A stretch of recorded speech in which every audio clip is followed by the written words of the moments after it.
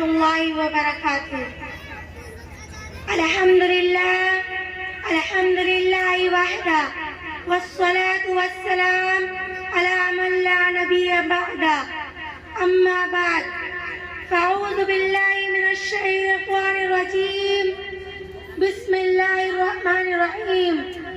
قل إن الموت الذي تفرون منه فإنه ملاقيكم ثم تردون إلى عالم الغيب والشهادة فينبئكم بما كنتم تعملون.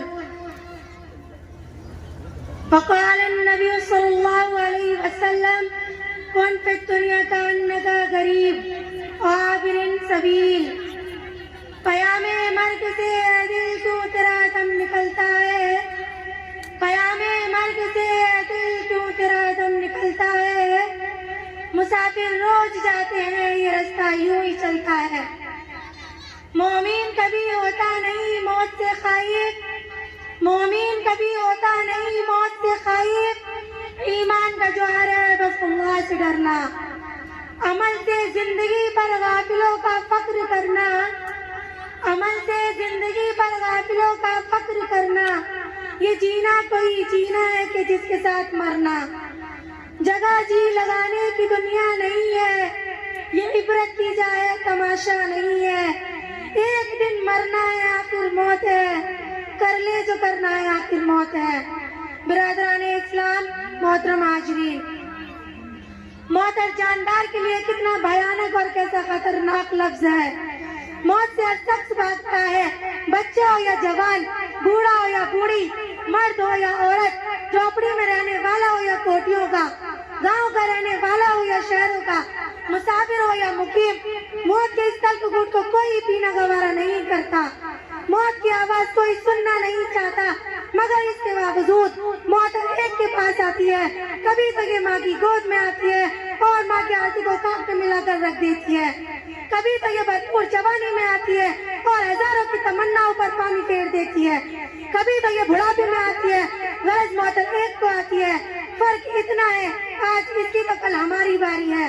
اس کو اللہ رب العزت نے قرآن کریم میں اس طرح بیان فرمایا ہے: قل ان الموت الذی تفرون منہ فإنہ ملاقیکم.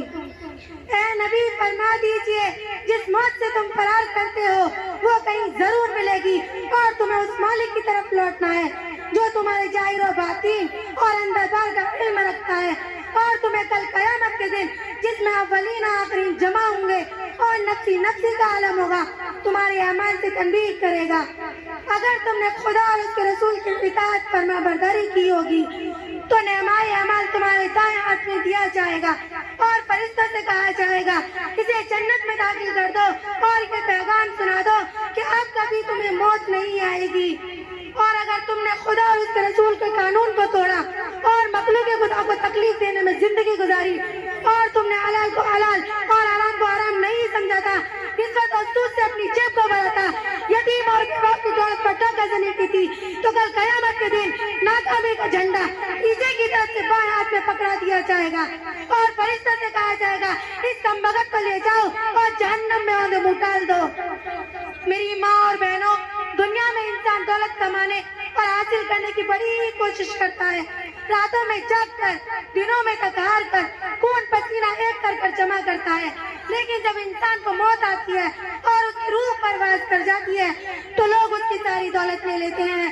اگر اس کے بدن پر کوئی زیور ہوتا ہے وہ معمولی کیوں نہ ہو اسے بھی اتار لیتے ہیں.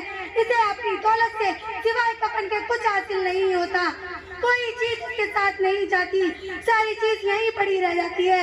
لوگ نہلا دھلا کر، کفن پہنا کر قبرستان کی طرف چل دیتے ہیں اور قبر میں دفنا کر سارے لوگ واپس چلے آتے ہیں، کوئی اس کے ساتھ نہیں رہتا. آج دنیا کی کوئی چیز اس کے ساتھ نہیں ہے، صرف ایک ہی چیز اس کے ساتھ ہے، وہ اس کے اعمال ہے، وہ اچھے ہو یا برے یہی اس کے ساتھ رہ جاتے ہیں. اس کو ہمارے آقا جناب رسول اللہ صلی اللہ علیہ وسلم نے اس طرح بیان فرمایا: میت کے پیچھے 3 چیز جاتی ہیں، ان میں سے 2 لوٹ آتی ہیں، ایک رہ جاتی ہے. اس کے پیچھے اس کی اولاد، اس کا مال، اس کا عمل جاتا ہے. اولاد اور مال سے واپس آ جاتے ہیں، صرف عمل ساتھ رہتا ہے، وہ اچھے ہوں یا برے. سوچنے کا مقام ہے وآخر دعوانا الحمدللہ رب العالمین. السلام علیکم ورحمۃ اللہ وبرکاتہ.